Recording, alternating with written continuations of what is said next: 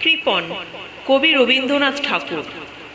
আমি ভিক্ষা করে ফিরিতেছিলাম গ্রামের পথে পথে, তুমি তখন চলেছিলে তোমার স্বর্ণরথে। অপূর্ব এক স্বপ্ন সম লাগিতেছিল চক্ষি মম। কি বিচিত্র শোভা তোমার, কি বিচিত্র সাজ! আমি মনে ভাবিতেছিলেম এ কোন মহারাজ। আজ শুভক্ষণে রাত পোহালো, ভেবেছিলেম তবে আজ আমারে দাঁড়ে দাঁড়ে ফিরতে নাহি হবে।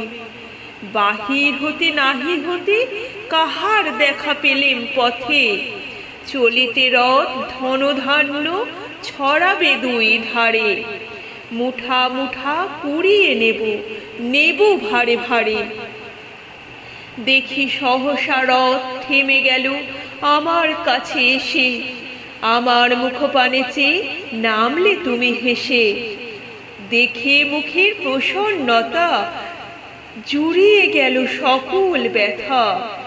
হেনকালে কিসের লাগি তুমি অকস্মাৎ আমায় কিছু দাও গো বলে বাড়িয়ে দিলে হাত। মরি, এ কি কথা রাজাধিরাজ, আমায় দাও গো কিছু। শুনে ক্ষণকালের তরে রইনু মাথা নিচু।